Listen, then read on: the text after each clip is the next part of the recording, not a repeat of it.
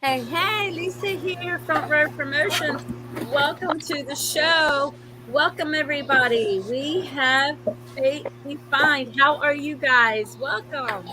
Good. How are you? Good. Thank you. You're welcome. You're welcome. So tell me about Fate Defined. I always like to know first about the name of the band. Yeah. Like how was it created? Well, we started in 2020. Just a few of us. Darren and I are the main guys who started this thing, and then we got Cade involved, and another friend of ours at the time. And we kind of just tossed ideas around, and for some reason or another, Fate Defined stuck. There wasn't anything particularly special about it. Just that was a cool name, and nothing else came up at the time. I like it. I really like the design, the way it's made and how it's created, the way it's, So, who came up with the design? We hired a professional artist to do that. We had a family friend do our initial designs, and we wanted to step it up a little bit, and we got what we have now, and we're pretty happy with it. It's pretty rad. Absolutely, I love it.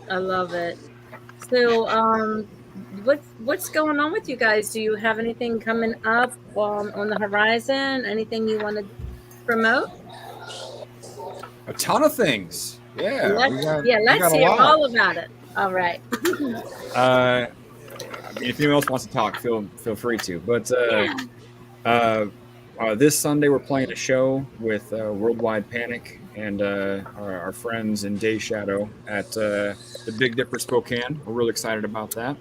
We're playing shows in support of our upcoming EP that we are currently in the studio for.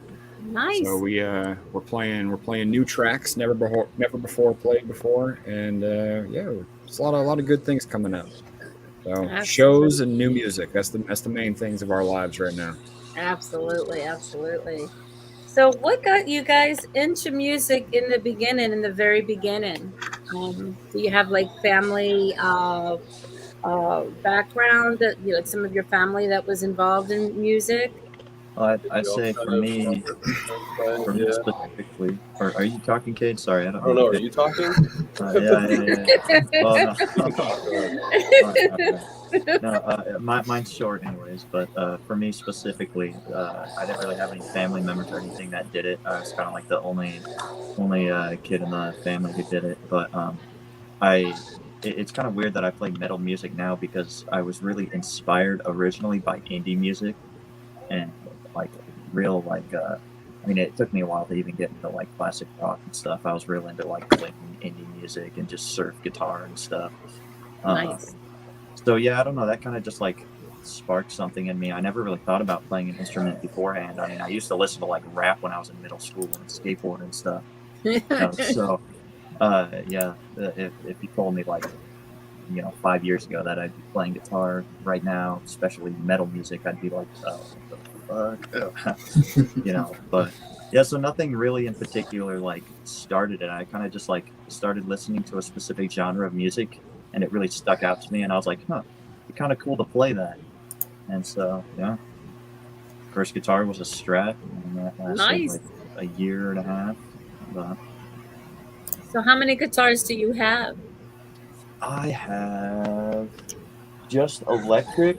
I have 2 like regular electric guitars, and then I have 1 bass that I don't play because I'm not a good bassist. And then I have 1 acoustic, which I also don't play because I am not much of a chord kind of guy. I mean, I enjoy it every now and then, but I also have to tune it every single time I play it because it's within the span of like 3 months. I go without. I understand. Yeah. But, yeah. I have a guitar. I've never learned it. I would love to learn, but I know it needs to have some kind of tune to it. Tune it. But it's an electric acoustic. So I have it. I just never picked it up. So I would love to learn how to play it one day. So, So who wants to Yeah, go it next? takes. Yeah, it takes dedication for sure, especially because you have to find out what kind of music you're into at first. I mean, like Sam was saying, sometimes the roots start out in a completely different genre. Um, and for me specifically, it kind of started out with classic rock. My first influence was from my parents listening to stuff like Guns N' Roses and Aerosmith, that kind of stuff, and then it kind of evolved. Um, Slowly into Metallica and Avenged Sevenfold eventually, which is my biggest influence at this point. But it just kind of evolves over time. And as we grow as people, we kind of grow as listeners as a whole as well. Awesome. Very cool. Hit us, Who's- Darren. There you go. Yeah, I would say mostly growing up listening to heavy metal music in the truck with my dad. Then kind of picked it up a lot more playing in pep band and stuff like that in high school and junior high. Yeah, and then I was actually in a country cover band, and I hate country music. But that's all there was to play in a town of 500 people in the middle of nowhere in Montana. Well, that's so, understandable. I can, yeah, yeah. So- If that's what you grew up with, yeah. yeah, yep. So yeah, that didn't last too long, and then worked my way out to Spokane and kind of took off from there. So yeah, that nothing too special. I just hit shit as hard as I can, try to make it sound good. Right. It's way out of time, but sometimes it sounds okay. Oh, I believe it does. You went from country to rock and roll. Actually, that's how I grew up. I grew up with country, with my parents because that's what their music, and I grew up listening to that. And then my Oh, yeah. cousin took me to an Alice Cooper concert, and that was all there was to it. And, after you Sick. see Alice Cooper, that's it. Oh yeah. Okay, who's next? Yeah. Yeah, Alice Cooper was a huge part of my childhood. I think because I play a lot of video games as a kid, so Guitar Hero was like the big thing that came out when I was like 8 or 9 or 10 years old, and they had a ton of old classic rock songs and just great music in general. And I think that was like my first big exposure to that kind of music, and ever since then I've just been played in school. I played all saxophone in elementary school all the way till I graduated from high school, and I picked up bass guitar when I was in junior high because I discovered Rage Against the Machine. Super into that band, and that kind of dove into that whole deal. I love Tim Comerford and I love the whole band, but I love grunge music in general. It's kind of where my start with playing bass was, and I've joined other bands in high school. I was part of little music groups, and then my first real band I joined when I was like 16, 17 years old, and I still play with them today too. We still write music and release stuff on Spotify, but it's always I always play something that's vastly outside of what I actually like listen to or what inspires me to play, because it challenges me to pick up new techniques or maybe play faster, cleaner, more articulately, or become more creative with like doing interesting solo parts, because I'm not a root note bass player. I don't play the G and then the C and then the A and then the E and then the D, and I don't do that. I try to move around and be interesting and fill out the sound. And part of that is experimenting with playing with other bands and doing cool stuff like this. And this is really special to me because I like that early thrash, like 80s Metallica, Megadeth, and Anthrax, and even less like more chill stuff like Motley Crue or what's the other band I'm trying to think of with Rob Halford? Judas Priest. Yeah, Judas Priest. Yeah. And but anyway, that kind of music is really inspiring, and it's technical, it's hard, it's challenging, and this band is totally a what's the word I'm trying to do? I don't know. I just love playing this kind of music, so this is super special to me. What's your passion? Yeah. Yeah, it's my passion. I live and breathe to play music, and doing this is just like part of a dream coming true. 100%. It's freaking awesome. Awesome. Yeah, yeah. Very cool. Very cool. I love Thanks. it. You're welcome. Dylan? Hello. Hi. I'm sorry. What was the question? What got you into playing music? What got me into playing music? Well, I was always into it as young as I can remember. But initially, I wanted to be a drummer because I was always listening to songs and air drumming to everything I heard. And in middle school, we were at the end of 6th grade. We were choosing our electives for the next year, and I see on the list that guitar classes was one of the options, and I was like, you know what? I'll try it. You know, I like music, and it started out as on classical nylon string guitars. Oh, okay. Mm-hmm. So it wasn't anything like super extravagant or anything like that. But I mean, a couple months went by. I learned a couple like nursery rhymes, and I was instantly hooked on it. It was so much fun. And Nice. yeah, eventually just listening to my biggest influences and picked up my first electric guitar, and just kind of all fell into place right there. Very cool. Very cool. Now, how long have you guys been together? Since 2020. Yeah, Fate Defined formed in 2020, kind of right in the middle of all the COVID stuff, and Yeah. we had some personnel changes, kind of due to everything that was going on, and Cade, myself, and Darren are founding members of the band, and last year we got Dylan and Sam here around October, November. Yep. We got them in the band, and we've just been working our tails off since.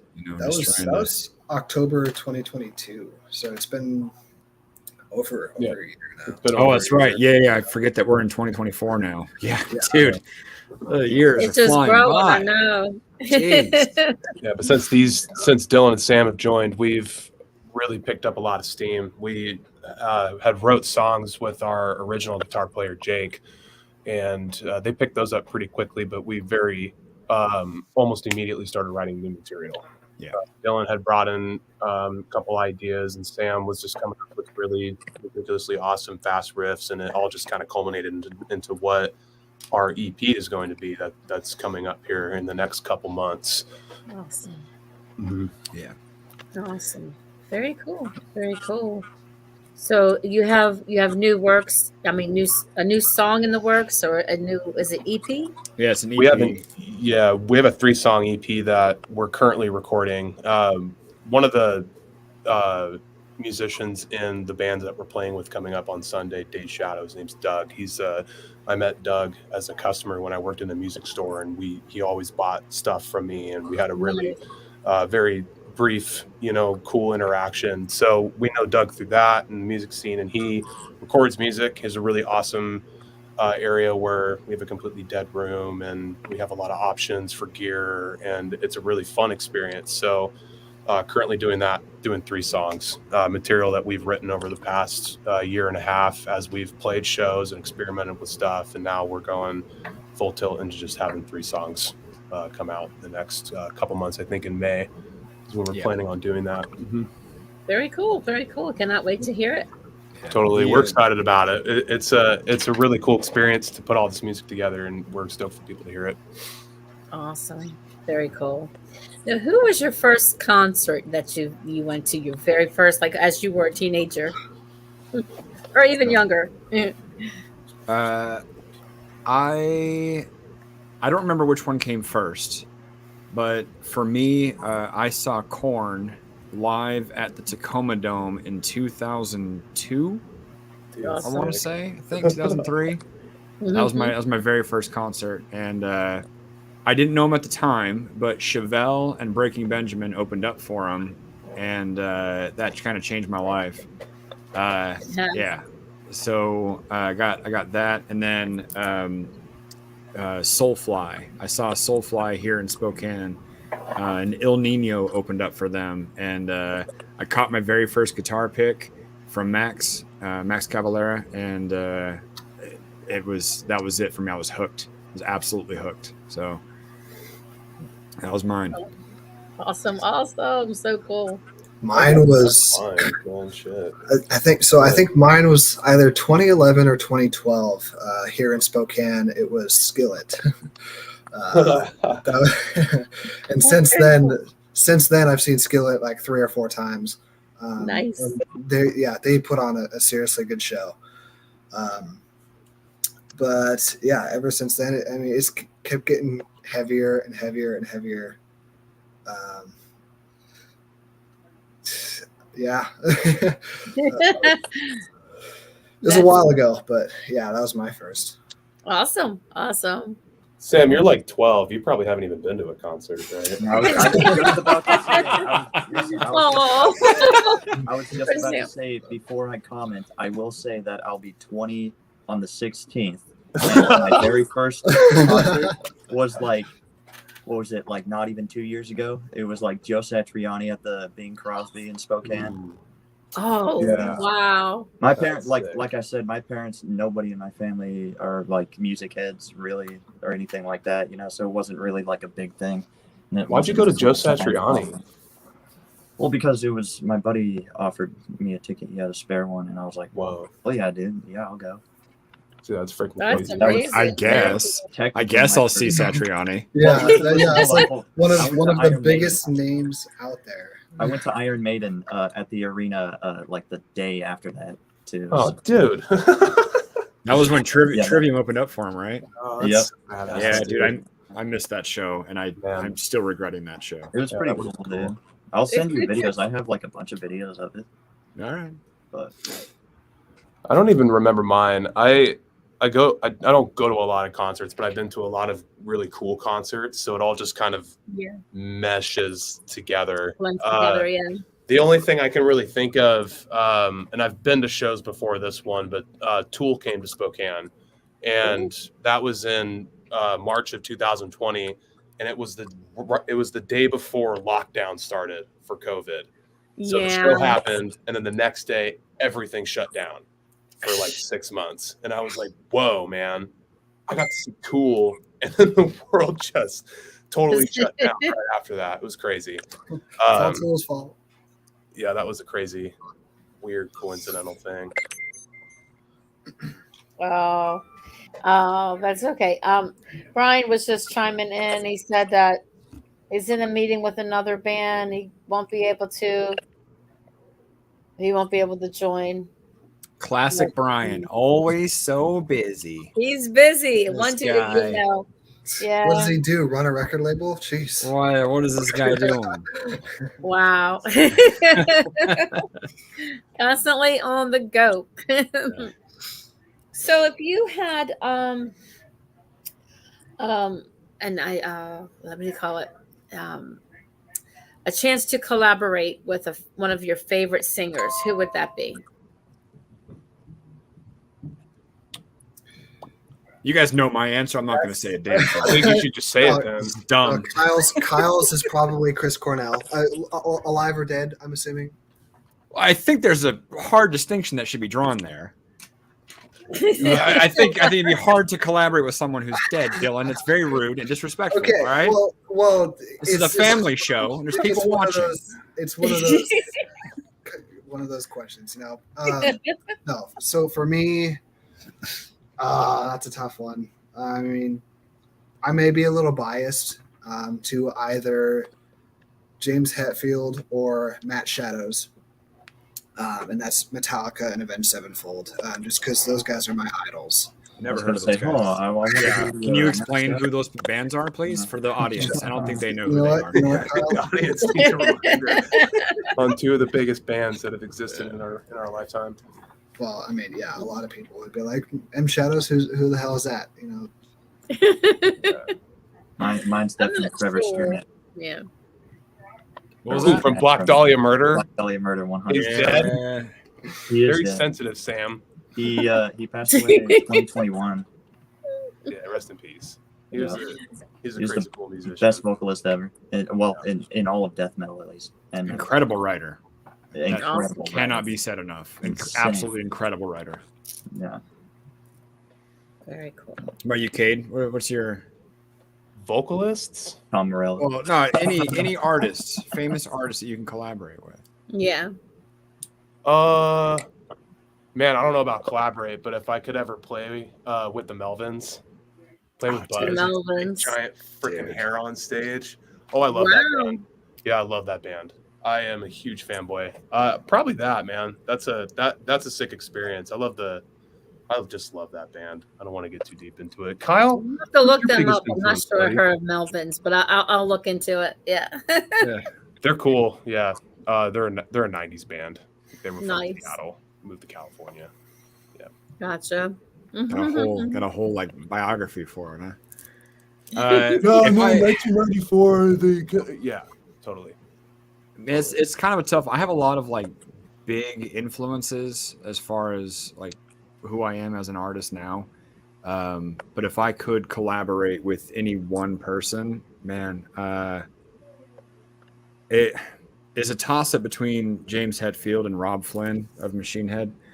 Oh, okay. So it's a toss up for me because they influenced me as a vocalist, as a writer, as a singer. It's tough for me. I mean, I'm majorly influenced by Chris Cornell and Chester Bennington, and Pete Loeffler of Chevelle.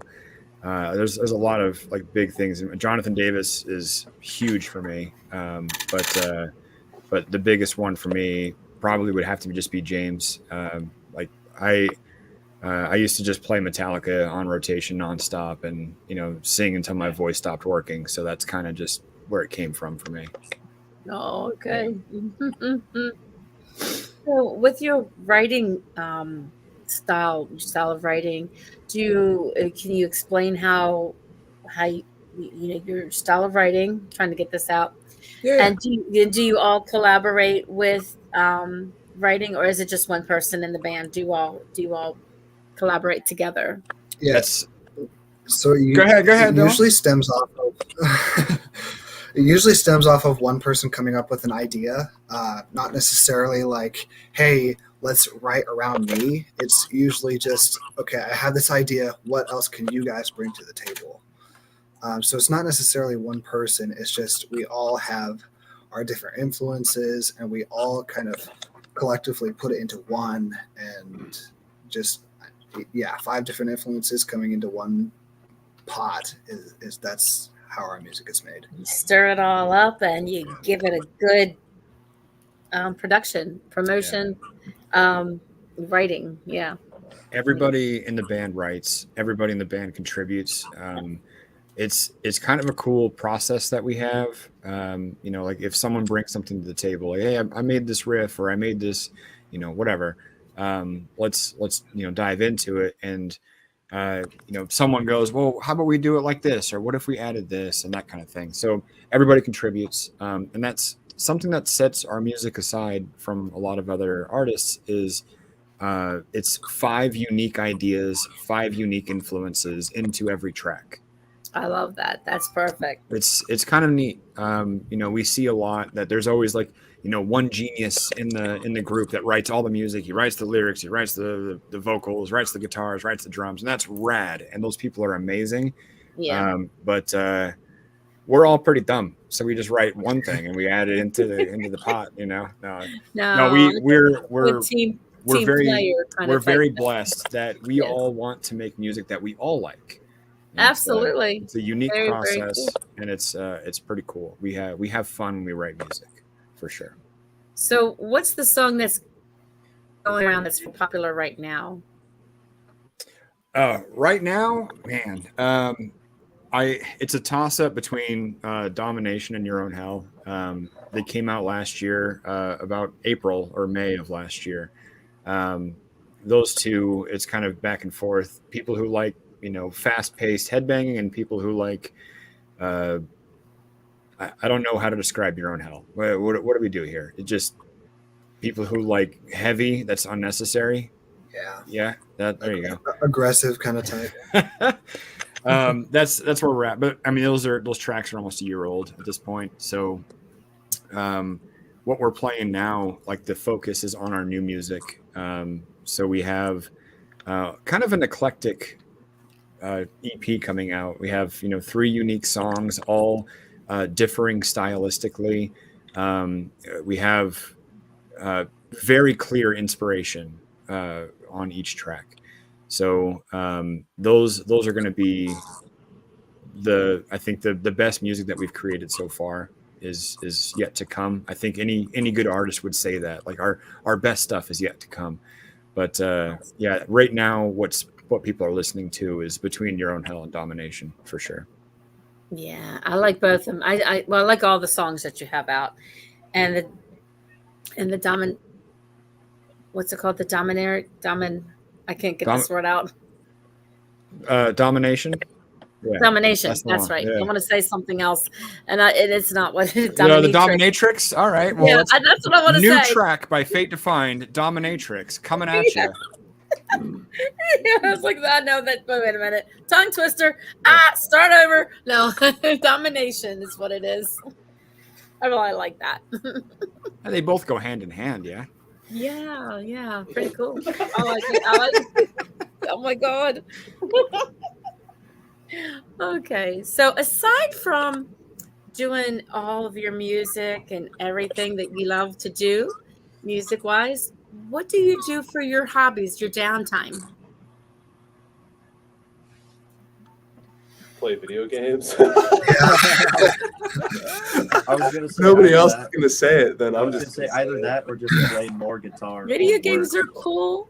Yeah, I don't know. I mean, I'm with Sam. I think I'm either playing a video game just to pass time, or I'm doing something music related, whether I'm working on a guitar or building a guitar or I'm doing something. I don't know. Something's always music related. Yeah. It's your life. It's your lifestyle. It's what it is, Yeah, absolutely. What do you like most about being a musician? What do I like about being a musician? Having an extreme passion for something that you can't you can't really find anywhere else, or at least in my experience. That's what. Never mind. Go ahead. Well, I'm done. You can go now. I'll do a callback. I think, being able to put your passion out there, and then getting that, there's not a better feeling in the world than showing someone something that you made, something you created, and then having seeing their reaction to that kind of stuff, especially if it's a really good reaction. There's a really good feeling about that. Awesome. I feel like that's it for me. Yeah, it's passion is a major word in my life. Everything that I do, I'm passionate about, and it's a big deal to me. So music is my big passion for sure, personally, and everything that we do is created with some sort of passion. If we don't feel it, it's not it. We don't do anything inorganically or without it feeling right. So like every word that I write, everything that I present, as far from a lyrical perspective, is it comes from a very personal place. So creating is a big deal to me. The new EP, the songs are insanely personal in one way or another. Everything is passion. That's everything. So I like awesome. to put that on stage too. So when we go, playing live, we're pretty passionate. It's clear, it's apparent that we give a damn about what we're doing. Absolutely. You have to show how you feel when you're out there on that stage. You want everybody to see, that this means something to you. Absolutely. And you're giving to them, they're giving back to you. The energy, it's the positive energy that you're portraying. Yeah. So that was my next question. Like, well, what's it like being up there on the stage and have everybody sing the song that that you created, and they're there singing right back at you. What's that feeling like? It's the best thing in the world, for sure. I love it. Recently we played like a dozen shows in 23, I think, about a Yeah. dozen, close to a dozen. And as things progressed, and we had regulars show up to our shows, people who have been, following us or whatever, they've been singing songs back to us, like especially Your Own Hell. Like people are relating to that song. I don't know if they're not telling me about it, but they're singing it, and it seems like stuff means something to them. So whether they're give me the middle finger, singing along with stuff, or I can just hear them yelling stuff back at me. There's nothing like that. That's the coolest thing in the world. And it's kind of what we're doing with the next, definitely one of our next songs, is something that people can sing to, people can gravitate to, and people can relate to. So singing stuff back is nothing like it. It's the best. Absolutely. What place would you like what venue would you say we have to play here no matter what we do? This is the place we have to play here. What place would that be that you all you could all answer to choose? Go. I feel like I feel like we've already played there. So at least for me, it was the Knitting Factory here in Spokane. That's where all the big name bands have kind of come through. Nice. And last year we actually had the privilege to play there. It was actually us and 3 other local bands that put on this show. Awesome. And we promoted the crap out of it, and actually got a very, very good amount of people to show up for that show. But yeah, other than that, it's probably like, at least here in town, it'd be the Podium and Spokane Arena is like the next 2 steps up above that. Mm-hmm. So cool. The Knitting Factory would be what I would say. That's where I saw Soulfly, back in the day, and caught my first pick. And I've been to so many shows there. I've seen so many bands play to knit. It used to be called the Big Easy back in the day. That's when I was going there. It was called the Big Easy, and every major band came through there. And we like Dylan said, we played there last year, and this year it's the return of the same show essentially, but we're headlining it. So it's a testament to our hard work, but the Knitting Factory bringing back all of us bands and bringing on our brothers in Day Shadow as well. It's a really big deal for all of us, because local bands, too often, and this is in so many different markets, not even just here, local bands don't get to play the bigger venues. They're stuck with the dive bars and the smaller shows they're just trying to work their tails off to make a name for themselves. Yeah. National venues are tough, because whether you have to buy in or you have to know somebody who knows somebody or whatever, it's not always an easy route. But we were fortunate enough to play with incredible bands. Shout out to Enemy Mine, Outer Resistance, and Mezzanine. Our brothers, all of our sister bands, we call them.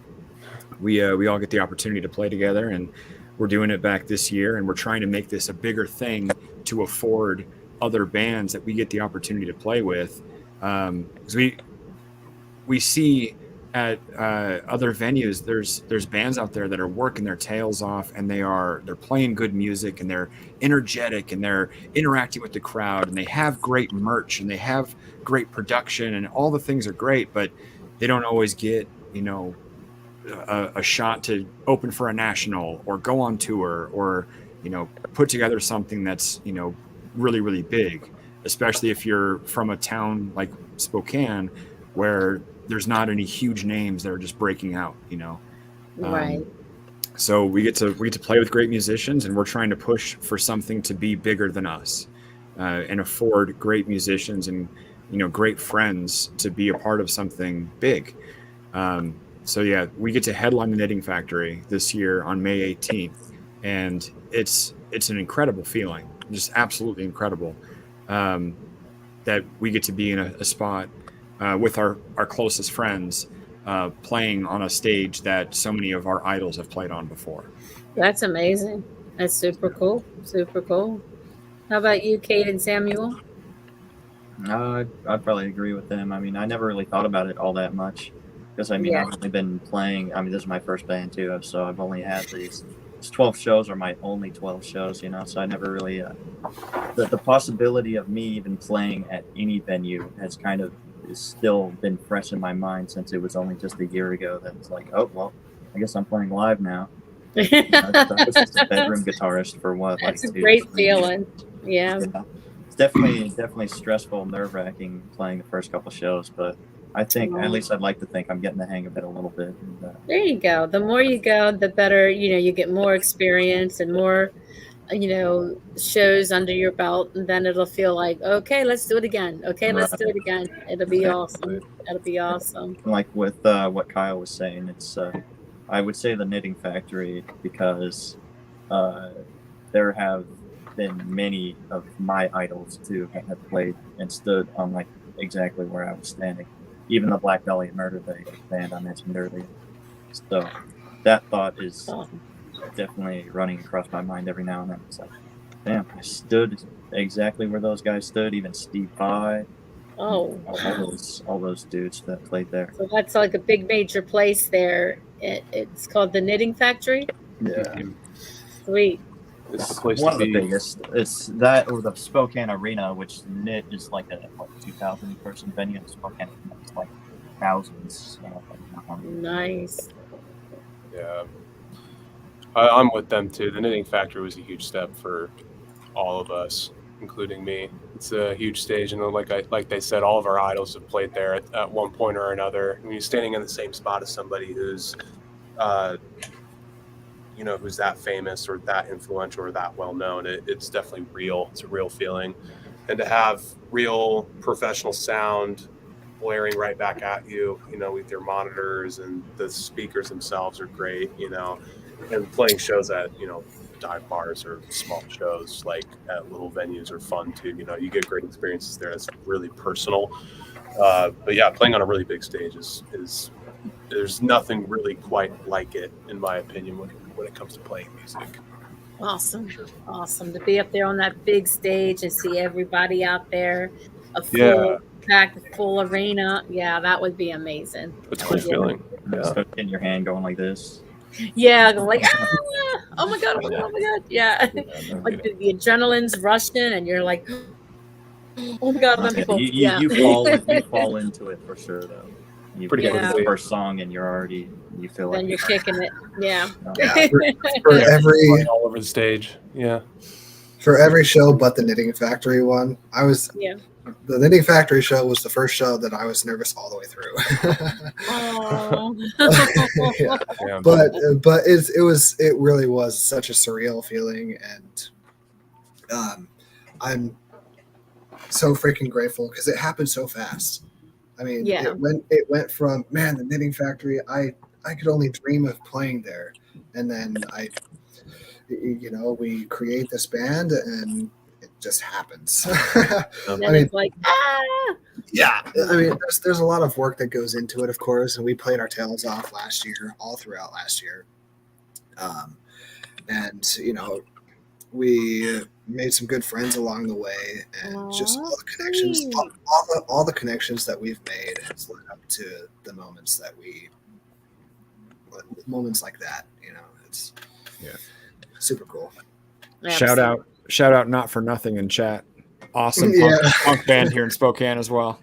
Yeah, played a couple shows with them. Those guys are great rock. dudes. Yeah, they're cool dudes. I think I played a show with them in one of my other projects. That's how they've kind of melded into our little sphere of metal musicians in our little community of people. Oh, yeah. That's so cool. Now, do you do anything like before you guys go on stage? Do you have any ritual? Do you do anything? Do you eat certain things, or do you drink anything? Do you all go in a huddle and you all talk and you build it up before you go out there and jump on the stage? Is there anything that you do? We drink. Get those nerves down. Four of us do. Our Four of drummer, us. our drummer's sober, but the four of us definitely we have a shot or something or have a little drink to kind of just like settle the nerves a little bit. Yeah. I've some of us choose other ways, but I haven't told the boys yet, but I've been wanting to do a little huddle thing before the knit show in May. I like that. I think that's cool. I think it's cool too, just to like remind ourselves why we're here and all that kind of jazz, and try to take one big breath in before we dive in. Brian, what's up, man? Brian. Hey, welcome in. Coming in here looking all handsome. Look how handsome he is, everybody. Yeah. I like those glasses. Hell yeah. But yeah, we don't do anything in particular. We haven't in so far, at least. It's everything always seems bigger than us in a way. Like we're just a bunch of dudes that make organized sound, Right. So we haven't really settled down and really taken moments in. We've just done it, and we've been like, holy shit, guys, we just did that. Like we just played for almost 1,000 people, or we just had a bunch of people headbanging along to our music, or whatever it is. We just go along with it. Like pinch me, is this real? Oh my god! But it's like after the fact, we don't. We haven't like really sat down and been like, all right, guys, here's the biggest show of our lives, and we're gonna do it really good. We don't really do that, we just we let the moments take us in a way, if that makes sense. Yeah. And especially we punch each other in the nuts and then we go play.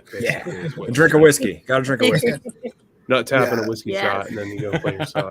Take your whiskey. Especially Sam. I tapped Sam like 3 times.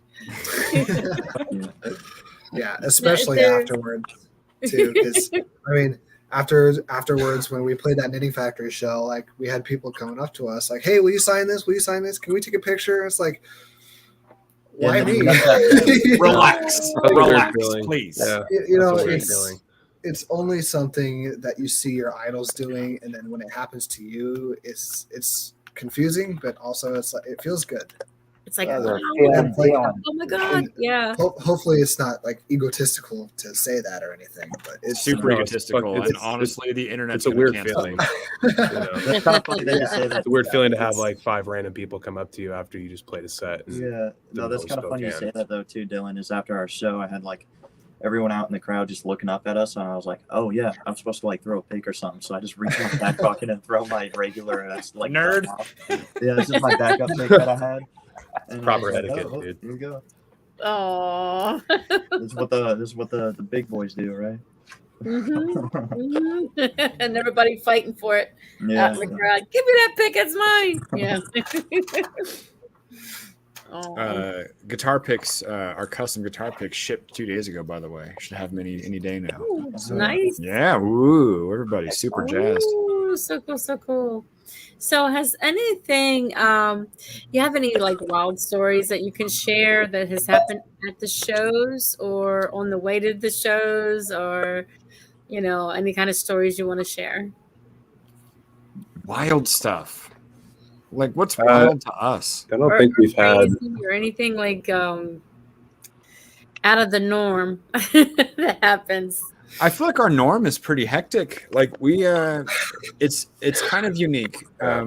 We all see each other as brothers. We kid around and we have a ton of fun, and we talk our junk at each other, and we just live in the moment. Yeah. So like, there's nothing that's like crazy that's happened. We played a show in Butte, Montana. And we drove out and we listened to music and we talked a bunch of junk to each other, and that was really it. it was super rad. It was a great opportunity to play, and we had a ton of fun. But I was like, okay, I'm gonna have to pay an insurance bill to this hotel, if we're gonna break some lamps or some stuff. But we didn't. We all sat around. We talked like, well, guys, that was a really fun show. Okay, I'm tired, and then we went to sleep. Nobody went to jail that night. No one went to jail. No one's been arrested yet. Okay, I have one actually. So we drove my pickup truck out there, and we were pulling a trailer that had all of our gear in it, and we went to leave in the morning, and there was a yellow. And I parked sideways across like several parking spots, but it was in the back. Yeah, real douchebag. There. Yeah, real douchebag move. I own that. But I woke up and I went out to the truck, and we were loading stuff in and getting ready to go, and there was a yellow ticket on my windshield, and I was pretty upset that I got a parking ticket at a hotel when I'm clearly pulling a trailer and I had nowhere else to park. And our wonderful Darren left me a prank parking ticket that I'm assuming that he didn't pay himself. It was just a parking ticket that he just put on my window. No, he said he had like 50 of them spare. So I woke up. It's like 7 a.m, and I'm already angry because I have a parking ticket and I have to drive back to Washington, and it's like a 5-hour drive. But no, he just wrote "FU" on it, and that was it. That was so. We prank each other and we have fun, but Darren's the worst, and he makes me feel emotions I don't want to feel at 7 a.m. Yeah, because you're not fully awake and you're like, what the? Yeah, I was real upset about that. More sentence enhancers roll out. Yeah. I have notoriously bad luck, so the fact that I was getting a parking ticket at a hotel, that far away, I was like, of course this happens to me. And I grab it begrudgingly and I open it, and it's Darren's terrible handwriting. So yeah. You're like, no. Yeah. Good thing it was just that, not a real ticket. Yeah, no kidding. Well, you guys, anything crazy happened that I wasn't there for? You guys throw a couch through a window? I tried to, but I wasn't strong enough. Oh man. No, I mean, the only thing that remotely comes to mind was that one Jackson's show. Oh, that was terrible. That wasn't fun. That's not a fun story. It's an angry story. No, it was What happened? We have bad shows. Sometimes you have bad shows. Just some stuff doesn't work out. Either there's not a lot of communication going on with people who have to work the show, the owner hasn't communicated with staff, things like that happen. Sometimes we had a couple bands come out of town, I think, right? That was like the touring show. So we were local support for 3 touring bands, and we showed up dressed all handsome like, in our metal and leather and spikes, and I don't know, how do we dress? Whatever. Smell like Old Spice. Smell like Old Spice. Yeah. 7 cans of Axe. And we showed up, and we're like, hey guys, to the bar staff, and they're like, hey, what's up? Are you guys in a band? And we're like, yeah. And they go, oh, cool. Are you guys playing a show? And we're like, yeah. And they go, here? And we said, yeah. They didn't know that we were playing a show. Oh no! So that was rough. There was a lot of last second coordination that didn't need to happen, but right. Bad shows happen. Brian, you ever show up to a venue and the venue didn't know you were playing that night? No. Didn't know that you were coming. They didn't have no recollection of it. That was rough. That was real rough. Yeah. Mm-hmm. Yeah. I mean, how do you do that? They figured it out. Hey, credit to them for figuring it out. And we had a local promoter / booking agent / all around good guy. Shout out to Aaron. He took care of us for the night, but it was chaos for like 2 hours. We were like, we have to take care of some bands that are coming through, and we're making our hometown look real bad right now. And it wasn't our fault. We didn't book the show, but it was chaos, absolute chaos for a minute. Man. Yeah. Aaron saved that show. He did. He absolutely did. Yeah. Oh my goodness. I can imagine just that whole thing. It was So a lot of fun playing heavy metal for our mothers that showed up for the show, and that was about it. oh man. Yeah, The other people in the band just waiting for their turn too. yeah, it's pretty much what it was. And the regulars going, "What the hell?" You're And right. What's leaving. going on? Yeah, the two regulars that Oh my goodness. So have any of you like mentored anyone or taught any music to them? Like any students? Have you had any teaching? I worked with kids in high school. I was a senior in high school. I worked for an after-school program that taught at a Montessori type school, and it was kids from kindergarten all the way up to like 8th grade that Nice. we were involved with. So I taught saxophone to the 5th graders. Sweet. So that was for a year. Yeah, Nice. I like that. that's about it though. I didn't even know Yeah. you played saxophone, kid. Oh yeah, I play it. It's sitting right over there on its little stand. It's pretty jazzy. I play from time to time. Nice. Oh yeah, super jazzy, bro. Look forward to Fate Define's next album. We're gonna have a jazz ensemble in the middle of it. We do a sick Yeah. cover of Baker Street. There you go. Dude, Awesome. let's go. A little bit of Hispanic acoustics too. That's Ooh, the trick. Yeah. nice. We can get you a 12-string acoustic. You gonna rock with that, huh? Yeah, and he's gone. Oh. Came away just like that. I lost you guys for a second. Did you guys just have that too, or Yep. This is just you. We were just Just laughing you. at you. Yeah. must be my We phone? thought- Not musically for me. I was a football coach for a little while, and I mentored middle school kids back when I was in the military, but that's about it. Didn't do anything music related. I mostly just yell into a microphone arbitrarily. So it's not like I can't teach that. It's just, all right, everyone just yell and then you're good. Yeah. Oh shoot. Well, if that's all you can do, and hey, then I can sing. Yeah, I can do it. you're probably better than me You're still right now. Damn right. There we go. It's got an attitude you have to have. Absolutely. Anybody else? Not from me. No. Okay. So what is your favorite quote to say? It is what it is. Play the fucking I was song. gonna say, I don't know if I can say that without, a family friendly. Thanks, Dylan. Good job, buddy. Dylan plus I'm- one to the F word count.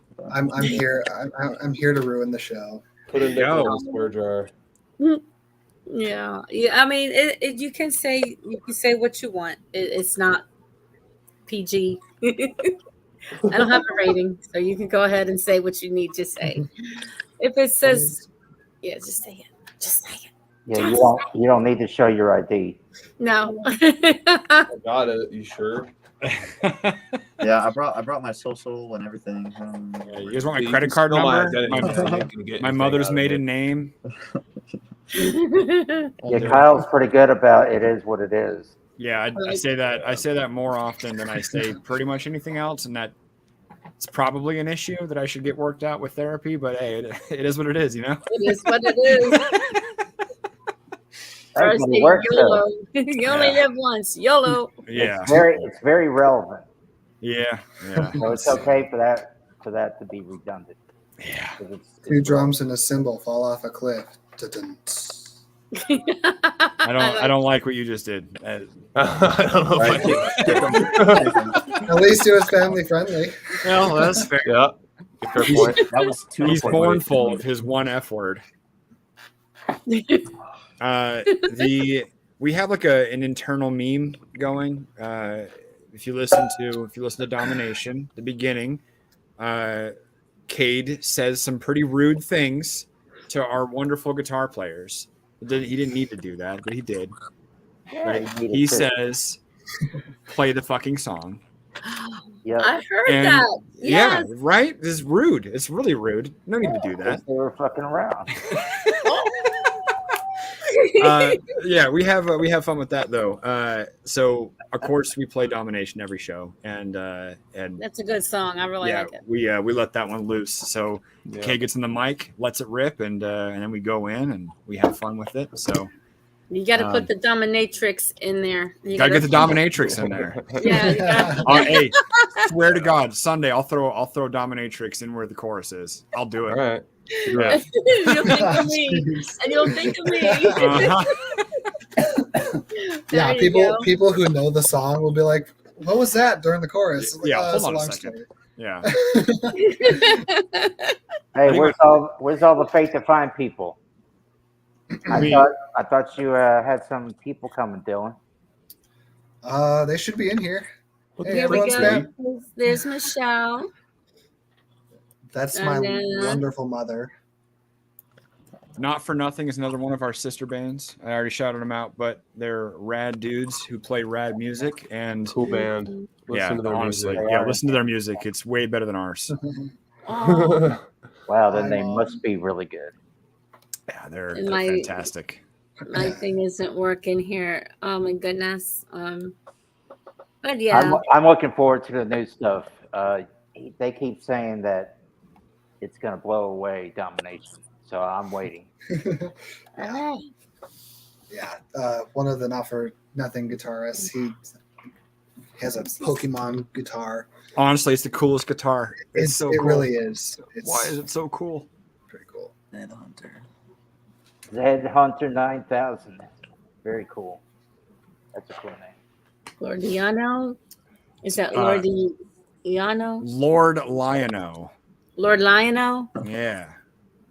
Thundercats Ho. I'm old. All right, whatever. Yeah, stop talking at this point, Kyle. You guys should be. I think I got it all. And then, oopsies. And you were just answering the most. And then Michelle said, hi. Hi, Michelle. Hi, Mom. Everybody say hi. Hi, Mom. Oh, No one's asked us any questions though. Okay. So we're No cussing questions in yet. front of- Mm-mm. We're cussing in front of Mom. Why didn't you? Oh, here comes somebody. Oh, there's Ryder. what's up, Ryder? Ryder. Yeah, Dylan, I'm gonna tell your mom you said the F word. Oh, Yeah, dude, we can't wait for you to be there, dude. Mom, he said the Metal word. Mayhem. Where's Metal Yeah. Mayhem? Metal Mayhem is May 18th at the Knitting Factory, Spokane, and we are headlining a show with as our I said before, our brothers in Enemy Mine, Outer Resistance, Mezzanine, and Day Shadow. Nice. It's the second annual. It's the second annual, like the same yeah. one that we did last year. Yeah. We're like I said before, we're trying to make it into something bigger. We have aspirations of getting local community organizations plugged in, and maybe potentially we get nonprofits involved and donations to some good organizations. Last year we had a lot of wildfires in the area, and our first responders were working tirelessly for.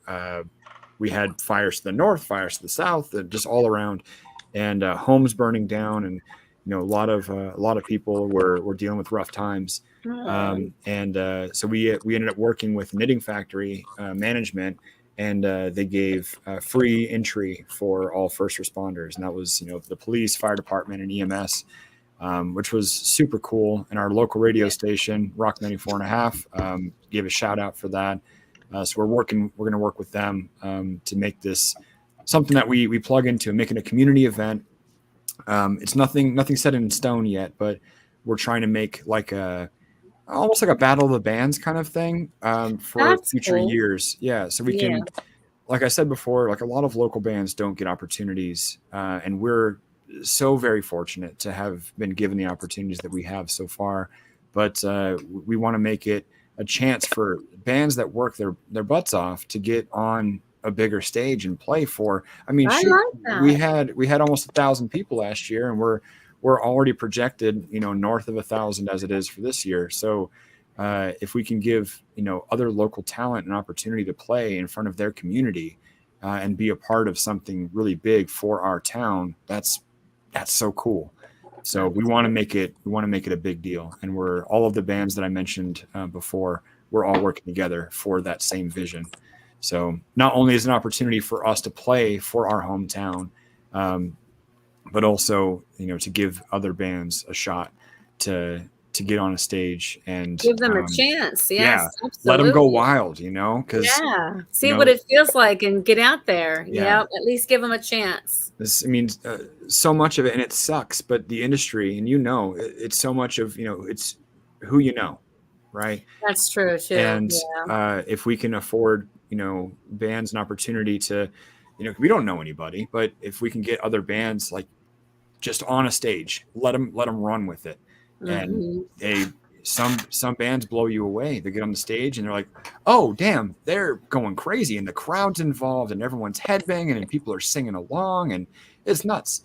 Like I said, Spokane has incredible talent. It just sometimes they don't get out there.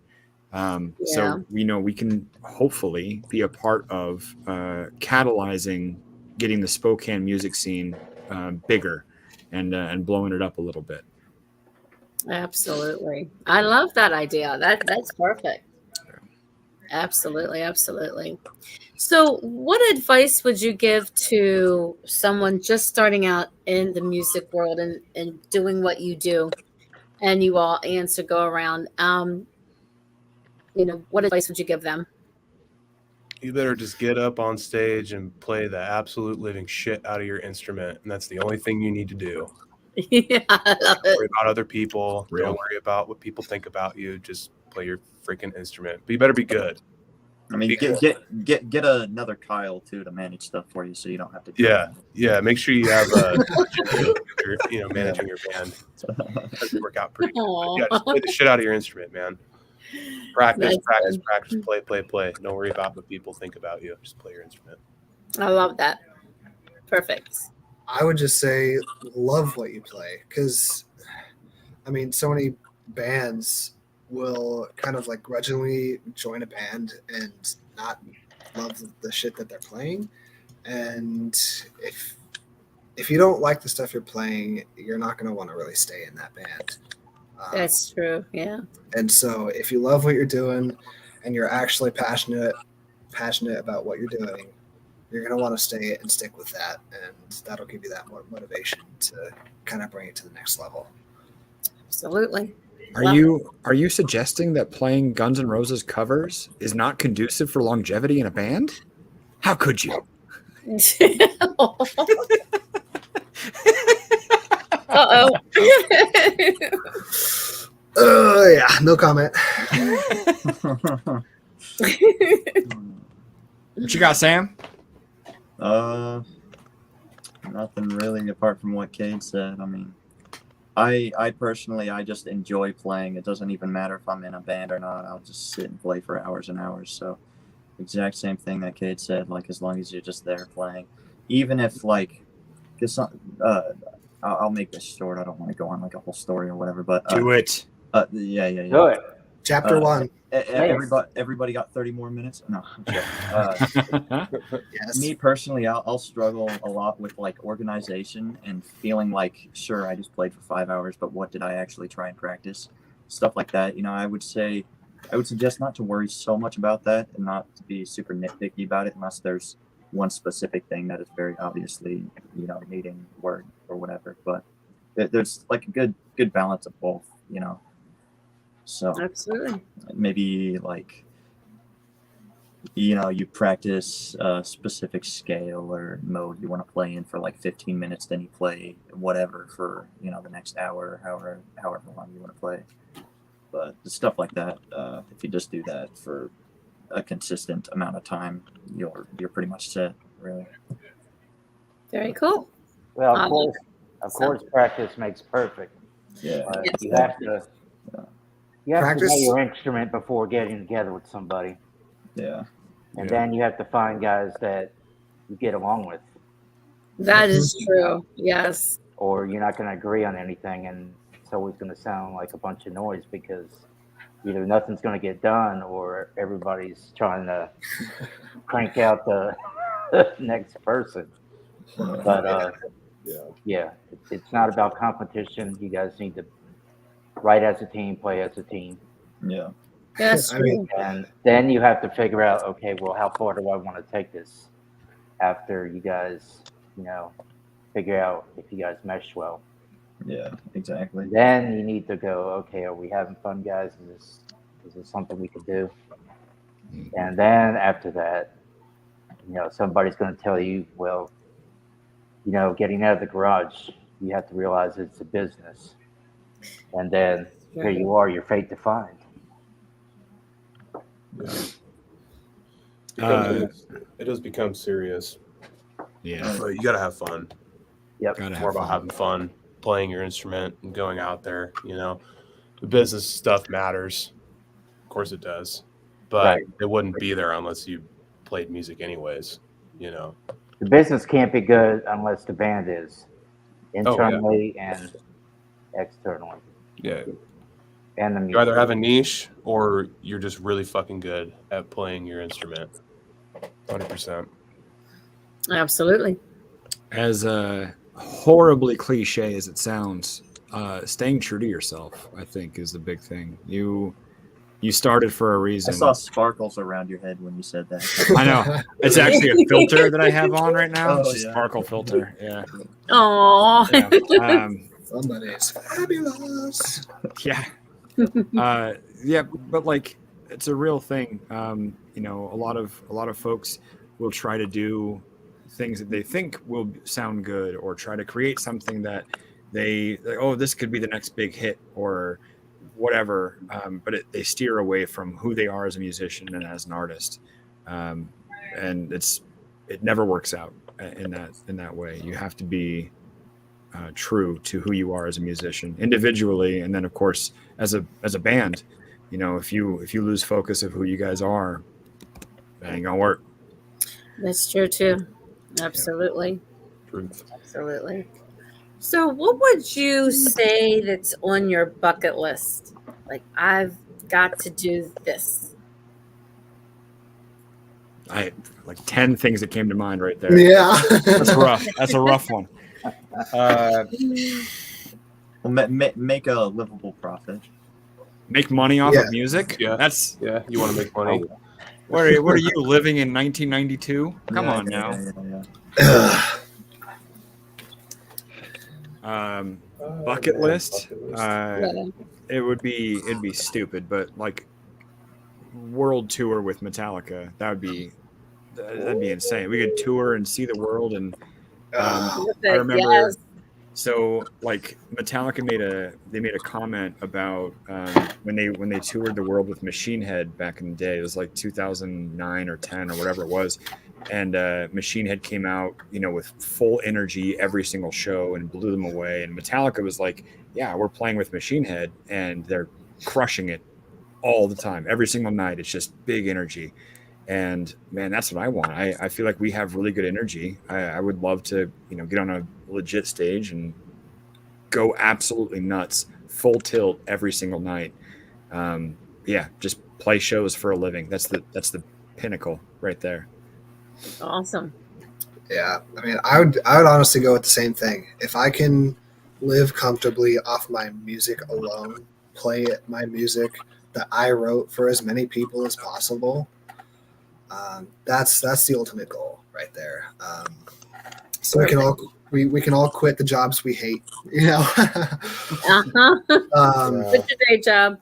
Do your Yeah. music. Yeah. Exactly. Exactly, And man. Perfect.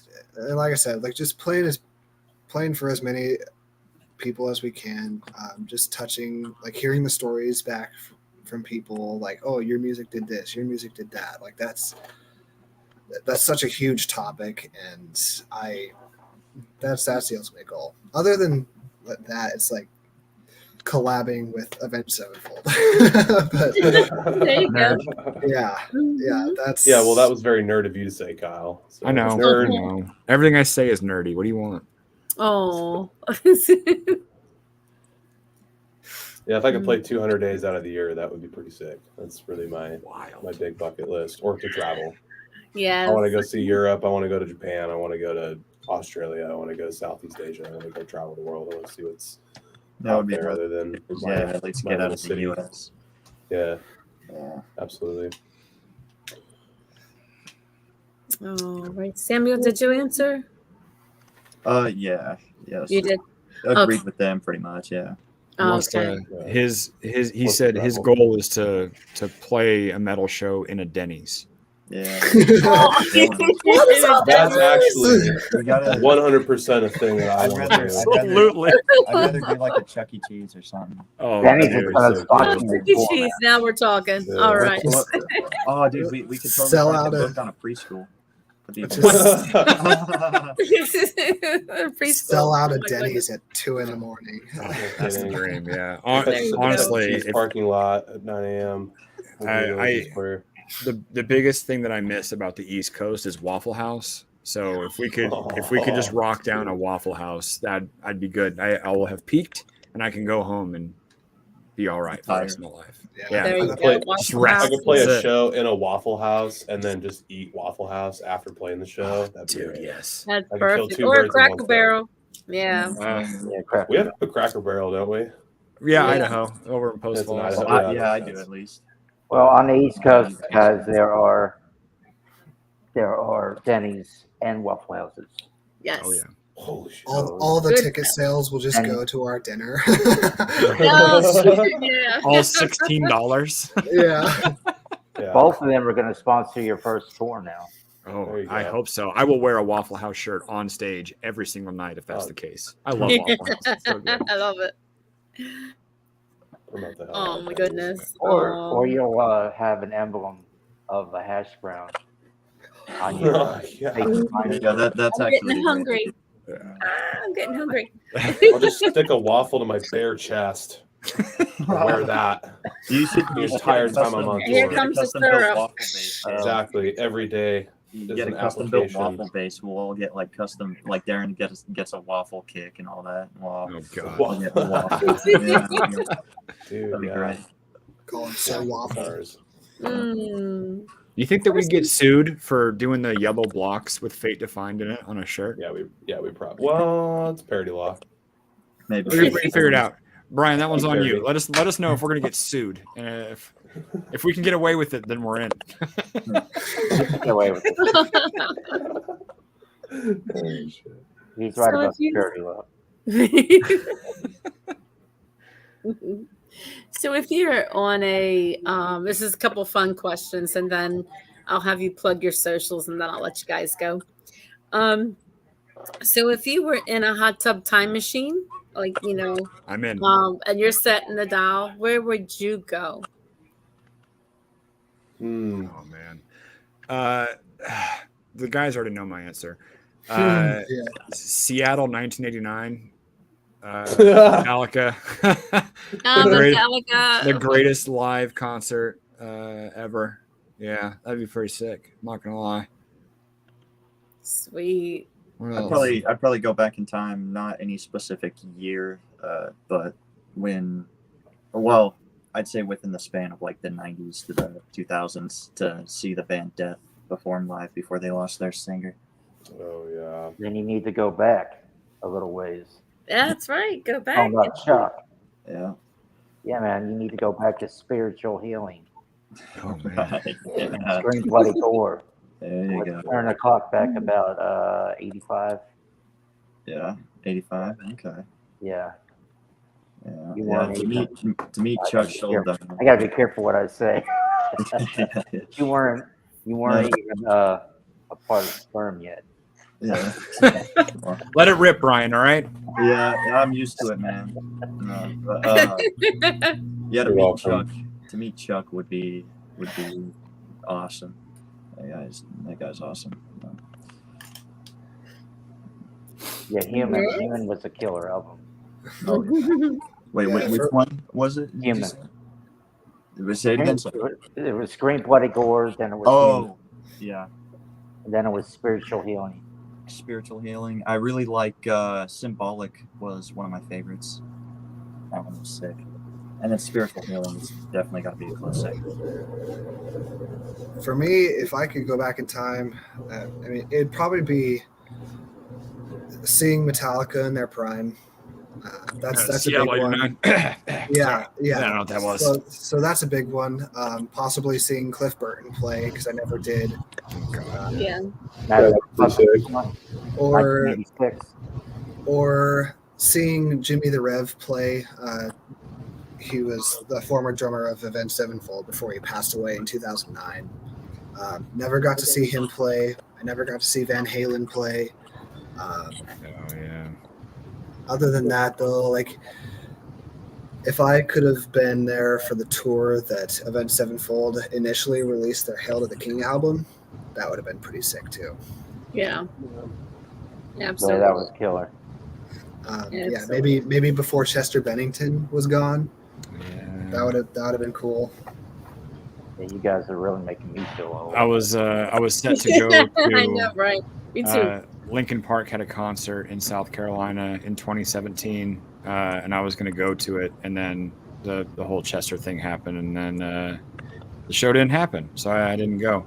But I missed Lincoln Park on multiple opportunities. I mean, I have a Lincoln Park tattoo on me, for Christ's sake. So I'm a Sweet. huge LP fan, and Chris Cornell in 2012 was doing a tour. It was just a solo acoustic tour, and my best friend and I were looking at each other and we were like, yeah, we should go, but tickets were too expensive, and so we didn't go. It was in DC, and we didn't go, and I regret that a lot too, because that whole tour was incredible.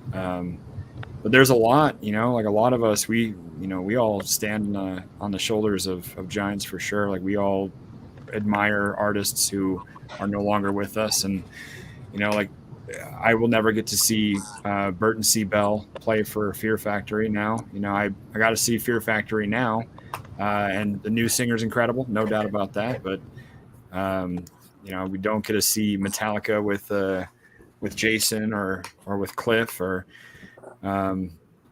There's a lot where you don't get to see now. It sucks for sure. Absolutely. Pantera would be a huge one. Seeing Pantera and Dimebag. Yeah, Dime and Vinny would be insane. I would have loved for an opportunity to be there for that. Absolutely. A lot missed. They would kill it. Yeah. Being able to see Randy Rhoads on stage, that would be insane. That's there you go. Yeah, just being able to see. I have a bad feeling that I'm not going to be able to see Ozzy Osbourne perform in his, in my lifetime. So, so that's a tough one. What you, Cade? What's your time machine? Well, I've had a lot of time to think about it since you guys are. You could have said anything at any point. On that note, actually. Well, yeah. Okay. I thought about it more. Take me back to 1988, and I'm going to drive right to LA, and then I'm just going to live in LA for a few years, and then I'm going to go up to Seattle in like 91, hang out, and then just kind of figure out what happens from there. Just to check out all the cool West Coast music and shit from that time frame. You want to Yeah. Yep. Just hang out on the strip. Commute back to Seattle as grunge takes over.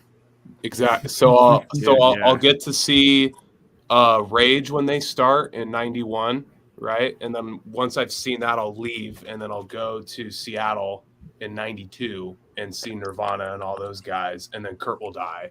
And then I'll see the rest of that Fallout time, and then I'll just go wherever from there at that point. I could totally check out and be totally cool. But that little time frame, man, that's a pretty influential time frame of music for me. So I would definitely do that. If I could see, and I'd find you, Kyle, in Spokane as a little boy, and kick you in the stomach. Yeah, well, stand in line, big dog. That's You guys all want to converge at the same time and find Kyle and just. We'll all collectively kick them at the same time. You see what I have to deal with, Lisa? I have to deal with that. What is this? No, I'm just imagining being a child watching three dudes in a group coming up to you saying nothing and then just kicking the shit out of your stomach and then leaving. Oh, man. Hey, at least you can get up from that. Yeah. Kick you in the nuts, then you wouldn't be able to. Kicks up from that. Definitely. I mean, like, obviously being able to see Kurt Cobain perform, but also Lane Staley. Yeah, man. being able to see Lane would have been incredible for sure. I think at any point during the 90s, just hang out. Well, prior to 95, being able to see some of the biggest artists of, because Washington State, I mean, we had a whole talk before we went live, but when anybody refers to Washington State, they're referring to Seattle, and which is great because the music scene in Seattle is incredible. But we're 5 hours away from Seattle, so we don't have an identity out here. There is no Spokane grunge scene. It's not a thing. It's Spokane has a very eclectic taste in music, and everybody's different in their own special way. But I think anybody from Washington State holds the grunge scene in high regard. Everyone looks up to Nirvana. Everyone looks up to Soundgarden. Everyone looks up to Alice. Like that's how it is. Period. Right. So sounds good. Absolute. Now, is there anything else that you want to bring to the table to say anything? We're getting close to the closing hour or closing time. So if there's anything else, and if not, then you can plug your socials and where people can find you. Spokane kind of sounds extra terrestrial. It's like you can go, oh, Spokane. Yeah, I can't do that. you got it. It's there. You can get it. Yay, Spokane. There it is. Oh, almost. It's like that's where Star Trek should have came from. Oh, Beat me jeez. up, Scotty. God, Yeah. Jesus. No, That's hard Spokane's to a I cool had place. never heard of Spokane until these guys. So We have There you go. cool folks here. We have a metalcore scene. We have a deathcore scene. We have a punk scene. We have actually really good country artists here as well, and everything is sick here. We just a lot of Nice. folks don't get their names out there too much. I wish more for them, of course, and for us, it'd be really cool if we could play everywhere and then put Spokane on the map a little bit. That'd be sick. yeah, hell yeah. But what we're gonna do. yeah, as far as socials go, fatedefined.com. We have a whole website. Come check us out, and our socials, Facebook and Instagram and all that jazz. We have a TikTok. It's a thing. I'm not a fan, but it's a thing. We got it. It's there. That's Yeah. cool. You knew why I was laughing. I have one, but I'll use it. But we'll just keep that one. Yeah, Brian knows, man. So we've got a question from Ryder. Yes. Who's gonna answer it? I've been thinking. What's the best piece of advice another musician ever gave to you? Yeah.